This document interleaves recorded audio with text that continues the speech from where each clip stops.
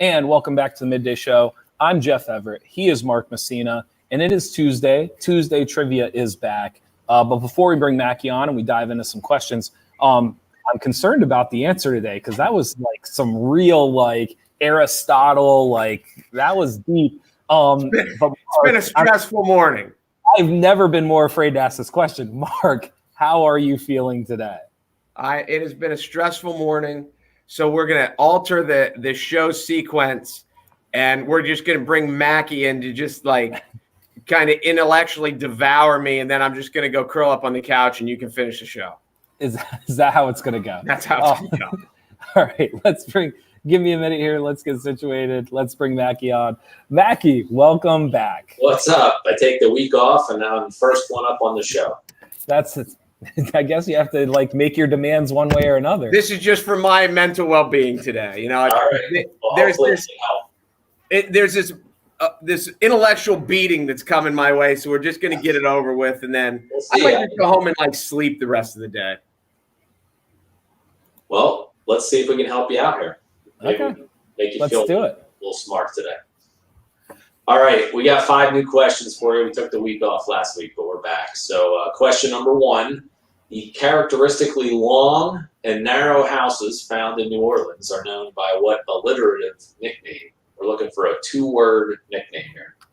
The characteristically long and narrow houses you find in New Orleans are known by what alliterative nickname? I'm over 1. Jeff, how are you doing? Sea shanty? That's not sea and shanty are not alliterative. You're an English teacher. How do you not know that? That was close. I'm trying to think. Bayou something? I was like, I'd give you a hint. It's something along the lines of row home, but obviously row home is not in New Orleans. I mean, we would have got this from when there was a flood. They obviously talked about this. Would you guys like a hint? Yes. All right. So the first word, I can tell you the first word in this nickname is also a gun, the name of a gun. Gun.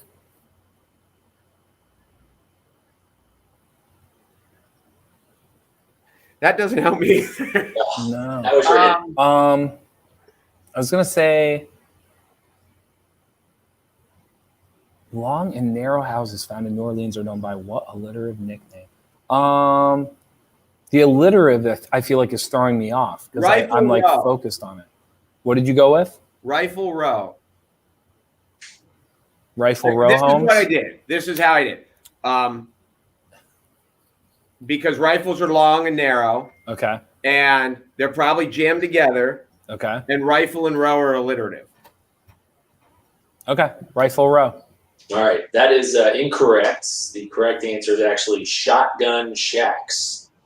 Do you know where they got the name from? I have absolutely no idea where that came from, but that is what they are called. There we go. Right. I've never even heard the expression before. I never have either. Yeah. So Good we have flown out of the gate. Yeah. Here we Good go. question. All right. Question number 2. The Japanese equivalent of the U.S. Mafia is called what? Hopefully no Olympic athletes run into any of these bad guys, but the Japanese equivalent of the U.S. Mafia is called what? I think I actually do think I know this one. Because I think it was either in Fast and Furious, the drift one, or I think it might have been in one of the Rush Hour movies. I believe it's Yakuwa. I believe it's YAK. It's like YAK and then it's like UA. So I want to say Yakuwa, and I think it was in the Fast and Furious movies where they did the Tokyo Drift thing. So that would be my guess is Yakuwa, Yakaway, one of those. Mark? Can I get you a beverage or anything while you're? I'm zero help. This is awful too. We had a foreign exchange student, and his name was Kohei Akamoto, and we used to joke with him because it was the same time he was our foreign exchange student. It was the same time the Fast and Furious movie came out. So we used to joke that Kohei was part of the Yakuwa, and we would always kind of like joke and he'd smile. So I'm pretty sure it's the Yakuwa. And he was smiling because he's like, these stupid Americans have no idea what they're talking. He's like if they only knew what was about to happen to them. Yeah. All right. Yakuwa, final answer. All right, so here's a good example. If you guys were playing in real life, spelling does not count. You probably would have put that, and I would have given you credit for it as the Yakuza, Yakuza. Yakuza. Okay. Oh. Yeah, but you guys would have got that if you were actually. Boy, Jeff. How do you pronounce it? Yakuza. Yakuza. Yeah, we were off. We used to say Kohei was part of the Yakuza. But at any rate, you probably would have gotten credit for that if you were playing in person. I'll take it. See, Jeff, this is why we're a good team. Yeah, I'm surprised you didn't know the Japanese mafia. I thought that would have been right up your shotgun shack. I would have said KGB. All right, question number 3. Who wrote the book Fear and Loathing in Las Vegas? I know this one. I know this one. Do you actually know it? Yeah. That's great. I'm giving it to you because I feel like you need it. I feel like you need small talk for a minute. I feel like you need the pickup. No, that's fine. So I'm pretty sure I know it too, but when he comes back, we'll act as if I didn't say this. I'm pretty sure it's Hunter Thompson wrote it. I want to say it was republished or something like late 90s. They did like another like print or it was released Fear and Loathing in Las Vegas. I want to say it was Hunter. There's a poster of it. It's Brett's favorite movie. There's a poster hanging on the wall in his office, but it's taped. I was going to take it off and show. Oh, poster. See, Phoebe's smarter than me. Here it is. There's the answer. S. Thompson. Yeah, you guys got it. Boom. And he lived in Jersey Shore for like a little bit. Can you see my face? He lived in Jersey Shore for like a year, something crazy like that. Did you know that? I did not know that. How about that? Yep, he's a Jersey Shore resident. Fear and Loathing. Johnny Depp. Where are we at? Benicio del Toro. What year did you say it was, Mackie? The book? The book. The movie. Both. That without looking it up, I don't know. Okay. I know the movie. The movie. Right, I'm back. Now you've put a little spring in my step. I feel like I can help. See, I feel the movie was 1998. There we go. I think the movie I think the book was from the 80s. Okay. But don't quote me on that. I think they must have reprinted the book in the late 90s with the movie because in the late 90s, like it popped back up again. Probably. And when Hunter Thompson died a while ago now, wasn't it? Yeah. I don't know. He did live in Jersey Shore. I mean, I'm 99% sure that he has a connection with Lycoming County. Now, if he was, maybe he was super young and he was writing for a newspaper or something. Okay. All right. Well, there you go. We're on the board. Actually, you're 2 for 3. Actually, we're not doing that bad. These are good questions, Mackie. These are not these are kind of like out of nowhere, like left field questions. Well, I'm going to hit you with another one. This one's on today's date question. Madonna. Hold on. What is today? No, go ahead. Madonna released her self-titled debut album on today's date in what year? Now, if you were at Quizzo, I would probably make this multiple choice. No. We don't need that. Because it's YouTube. Well, here. I'm not doing it. I'm going to say Like a Virgin was 84-ish. Because I think when she rolled around in the wedding dress on stage at the MTV Video Music Awards singing Like a Virgin, I think that was in 84. So maybe the album was even 83.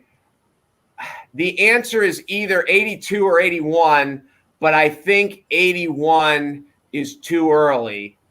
I mean, it could, if Like a Virgin was 84, it could possibly be 83, but back then they kind of didn't jam them that quickly. But then she came back with the one Papa Don't Preach. What was that on? And that wasn't all that.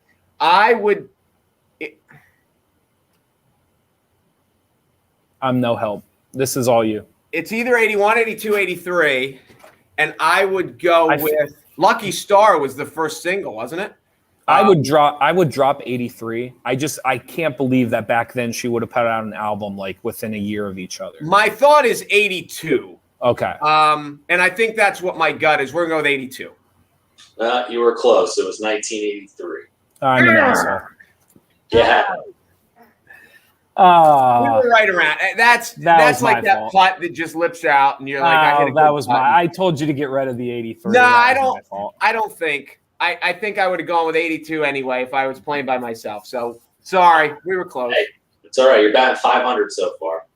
Yeah. 4. Number 5, last question for today. Oh, hold on. Before you get to the last question, pump yourself. All right. Well, Mondays we're at Boom City, 8 o'clock. Tuesdays we are now at the Rusty Rail at 6. Bullfrog Brewery at 8:30. That's in Williamsport, obviously, and Otto's in State College. That's also at 8:30. Wednesdays we're at 505. That's up on Washington Boulevard at 7 p.m.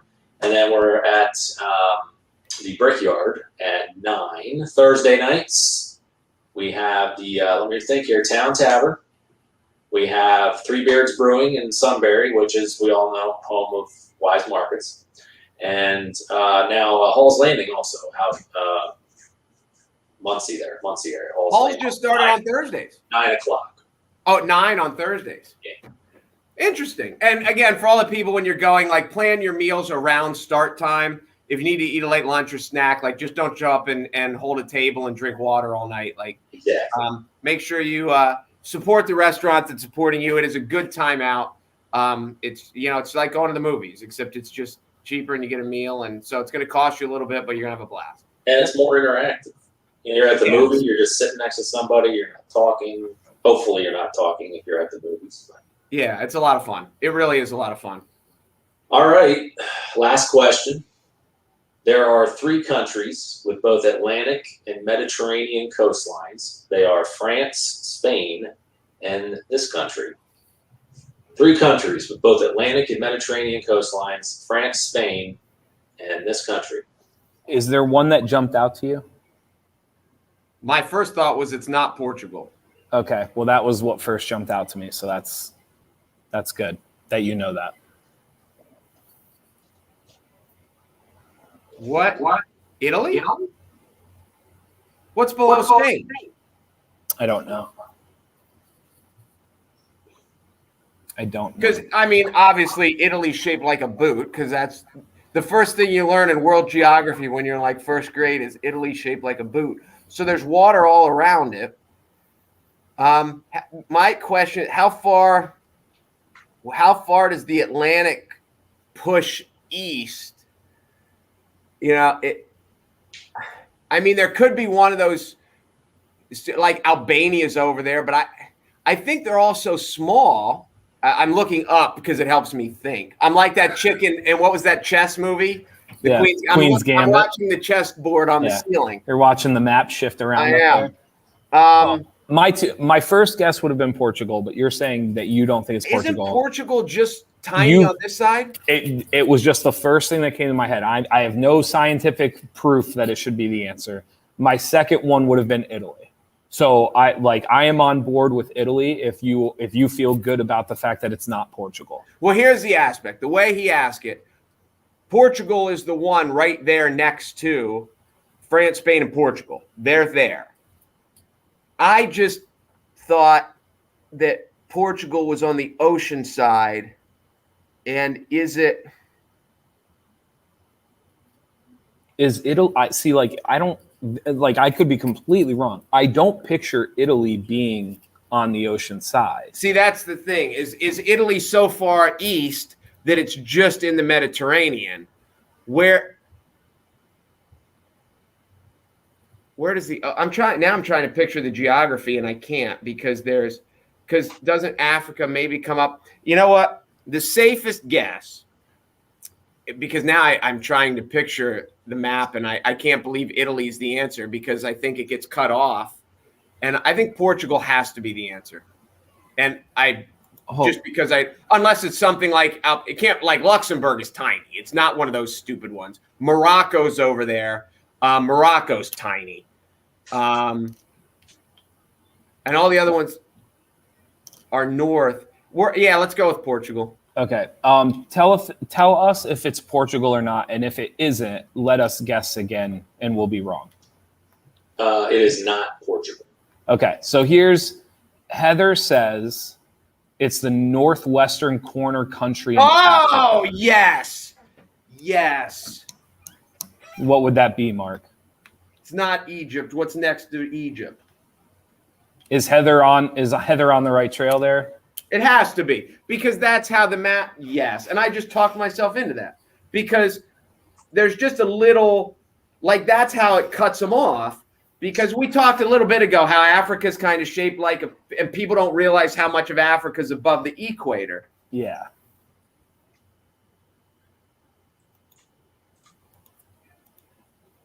Well, it's Morocco, isn't it? Did I say? Monaco and Monte Carlo are the little place. Yeah, I never Morocco. Yeah, I never would have thought about below Europe, but now that like Heather says that, Morocco would probably be the next guess. Yeah, I think that's it. You guys got it. It's Morocco. That's a great question. That's a really good question. Here's all we need. We need multiple guesses and help from the audience, and and then we're really smart. Well, so pretty good. Mark, if you are like the chess player in a Queen's Gambit, only for geography, does that mean somewhere in the depths of the Midday show offices there's a janitor that teaches you about geography? There's a janitor, and there's a big jar of pills that I stole from somewhere. Where did she get those? I don't. That's a weird. Did you watch that, Jeff? Did you watch Queen's Gambit? I absolutely fell in love with it. Yeah, it's great. So and I realized it was a book first, but they throw this on Netflix, and they're basically saying, like, if you want to excel in the world, just take all these drugs and stare at the ceiling. I'm like, I'm not sure that's the message that we want to be sending out to our kids. That's how I got through most of my 20s. So. That she's so good in that show, and the show's incredible. But the part that like a couple of my friends and I were talking about, each character is so unique and so distinct. And so like, even though like you have all these different chess players, each one's so unique and distinct in their own way. It's incredible. The thing I loved about it, and I know we've talked about this, is how the character, it was like a new co-star for each episode. Mm-hmm.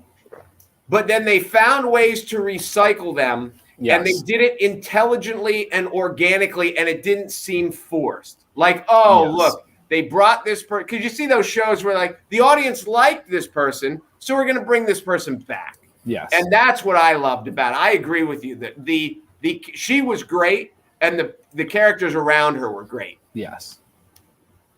All right. And you know what? You guys were pretty great today yourselves. Mackie feels bad for me today too, so everyone's just worried about Mark and buttering him up. Remember, this is about the comeback. You got to bring them back. You got to make them feel good about themselves. Bring them back for more. We don't want to send everyone home crying, So we, there we go. There we go. Thanks, John. Appreciate it. Good to see you guys. See you soon. See you later. Have a good one. All right.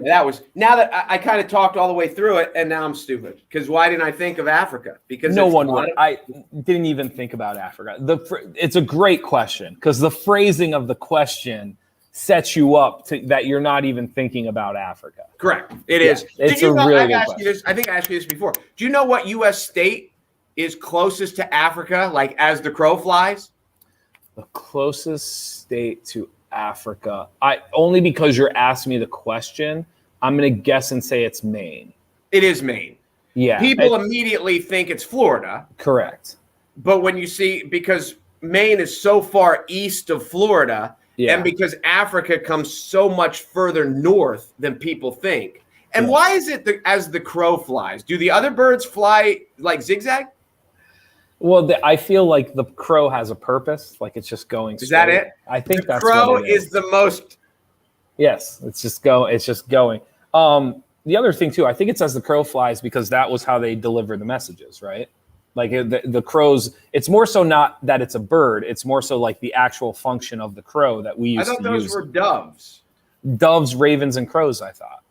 Oh, I didn't know that. Have you ever seen the stuff on crows? Adam Carolla used to do like a whole skit on this. But have you ever like seen, like, they're one of the smartest animals on the planet?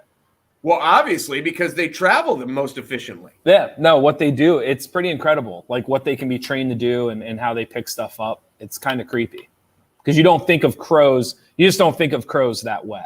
This is stupid, and we're off on a tangent. But have you watched? There's a science dude on the YouTube that all the kids know who he is. Yeah, and he makes the squirrel obstacle courses in his yard. Yeah. When the first time, I think either my kid showed me or Jerry sent it or someone, it's probably 12 minutes long. And you're thinking, why the hell do I care about a squirrel obstacle course? You will be riveted. And he's really done 2 of them. He did another one. Yes. Well, the best part is the way he does it. It's not like obviously it's not grainy video, but it's also done in a manner where like you're actually kind of like learning along with the squirrel, like you're seeing their process and like them go along with it. It's very well done, very clever. The parts of, we just understand that, like, we talked last week, I think, about how bears have such a good sense of smell and how sharks, and we were talking Shark Week and their ability to swim and sleep while they swim and all this stuff. Squirrels, they do this part on their ability to jump and land. Like, you don't see squirrels as they run across treetops. They're not falling and being like, whoops, and then they climb back up. Yeah. And he goes through in super slow motion about how their heads focus and about how they kind of expand and contract themselves to soften the fall or to fall quicker. And it is, I mean, I know that's what squirrels do. Like, they were put on this earth to like eat nuts and run around treetops. But the difficulty of these because they're stepping on branches that are way smaller than themselves, even though squirrels aren't very big. It is fascinating. If you're bored for 12 minutes, go find these. There are all sorts of stuff, like, because to go off on this tangent, because I find this stuff like absolutely fascinating. Have you ever seen the video of kangaroo rats? Have you ever heard of this? Kangaroo. Okay. So what a kangaroo rat is it's a rat, but it has like larger back feet. So it gives the appearance of like a kangaroo, right? Okay. These kangaroo rats, they're nocturnal. So they're out in the dark. Rattlesnakes, it's like their favorite thing. Thank you for thinking so highly of not only me, but our audience, that you had to explain what nocturnal meant. Thank you. Well, you didn't know what a kangaroo rat was. Like, this is the funny part. You don't know what a kangaroo rat is, and you're completely okay with me explaining that. I know what nocturnal means. How stupid do you think I am? Maybe you don't. So anyway, now that my story, no one cares about kangaroo rats anymore. Sorry, no, keep going. There's videos of them with rattlesnakes. And so when rattlesnakes strike, which, like, I don't know if you've ever seen like a slow motion video of like a rat, it's ridiculously fast. Yes. These kangaroo rats literally jump up in the air. They twist, like they convert their body so that their feet ends up either under or over top of the snake's head. So it's not like they're jumping away. Like, it's not like, or they literally purposely jump and maneuver their bodies, and then they kick the snake in the face to kick it away, and then they scurry off. And there's a video on YouTube, like a 3-minute video of like the what is it called? The night vision, whatever. I know. Night vision. Yeah, of watching these, and it's like you said, the way squirrels just kind of like the way they're doing these things are these kangaroo rats, and they're like specifically built to avoid rattlesnakes. It is incredible. So stuff like that's fascinating. When they do the super slow-mo, and right before the rat jumps up and kicks the rattlesnake in the face, do they do this? Yes. Yes. Like, that's the great part about it. But here's the thing, though. Like, they're all like maneuvered like ninja, like all over the place. It's really neat. No, it's 3 minutes of your day. And you know why they do this? Because when done perfectly, it's indefensible. Yeah. Well, have you ever seen the praying mantis stuff too? Because that stuff's really neat. No. All I know is praying mantises stare you to death. And if you're the dude, after you get lucky, she eats your head off. Yeah. So the reason praying mantis are like this, like the strongest joint on their body is this. It's like literally like when they like nunchuck someone, like the praying mantis, like they're basically like stunning their prey. Like they knock their prey out. Like, it's unbelievable. Do you know what the hardest like part of the human body is? I don't. It's the elbow. Really? something I've learned this from watching MMA with these guys who know it, that's Okay. why it is so like when they get guys on the ground, like they punch. But if you would think, like if I'm on top of a guy and I can punch him, why would I ever throw an elbow? But the elbow is supposedly the hard. Maybe it's the hardest point. I don't know. But the elbow is a lot harder than you would think. I mean, it does. It makes sense. I never thought about it though. That makes a ton of sense. Well, because you don't run around punching people. But Correct. for people that do punch people for a living, they know that the elbow does a lot of damage. Do you ever hear Dwight Schrute? You didn't like The Office, right? I didn't watch The Office, no. Okay, you didn't like that story. There's a great quote by Dwight Schrute, and since you don't know The Office, he's like I know who Dwight is. Okay, yeah. And there's a great quote because they're talking about an ideal world, and Dwight goes, "This isn't an ideal world. If it was an ideal world, all 10 of my fingers would be on one hand, so my left one would just be a fist for punching." And just like that quote has always stayed with me, just because it's just classic. So, all right. Anything else? Any advice for their Tuesday? I don't know if you saw this. And this is just one of these things. Some golfer, and I should have researched this morning, but as I said, it was a frazzled morning. Some Japanese golfer this year won the U.S. Open. Maybe he won what did Mickelson make? Mickelson won the PGA. He won something. Maybe he won the Masters. Okay. But he won a major golf championship, and he was the first Japanese male to win one of the 4 major golf championships. Okay. And as you're thinking this, and I'm like, yeah, I can't really name the great Japanese golfers off the top of my head, but you would think somewhere along the line, like, how did we get to 2021 and a Japanese guy had never won a major? But it just happened. In weightlifting in Tokyo, some Filipino girl just won a gold medal. In some, I don't know what form, I don't know, weight class, whatever, but some Filipino female just won a gold medal. And I think it's the country's first gold medal in Olympic history. And you think, like, one of the things that we know of the Philippines, because I think we know of the Philippines because of its involvement, and it was such a factor of the Pacific War in World War II. And also Manny Pacquiao's Filipino, and because he was a great champion on this. But as a country, it is poor. It is not a well-to-do country, like bordering, it's like third world-ish. So I just don't think the world sees it that way. But it seems incredible to me that this far through, they've never had a gold medalist at anything until today.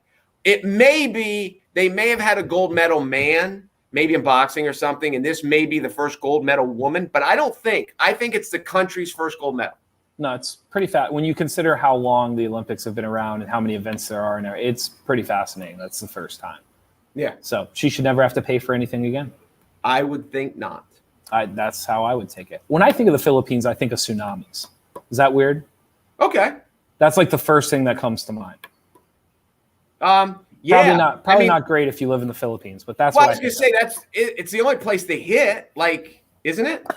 Like over there. They're for some, I don't know the whole geography of it. For some reason, they're like on the Ring of Fire, and wherever they're located, it's like the perfect trajectory for whenever the plates move. Yeah, it's just not a good situation. The Johnny Cash song. Yes, Ring of Fire. That's the way we'll wrap it up. Thank you guys for watching the Midday Show today, and we hope you learned something on trivia. Be sure to go out to Quizzo. We are going to go at some point here before the end of the summer. I know it's wrapping up. We are going to do Quizzo. We'll be out and about. We'll let you guys know when we're actually going to go and do it and support John. Thank you to Weiss Markets for being our title sponsor. And be sure to go to NorthcentralPa.com for all your local news. That's it. We did well. Thank you for carrying us. Thank you, guys. I'm Jeff Everett. He's Mark Messina, and we will see you guys tomorrow. Have a good one.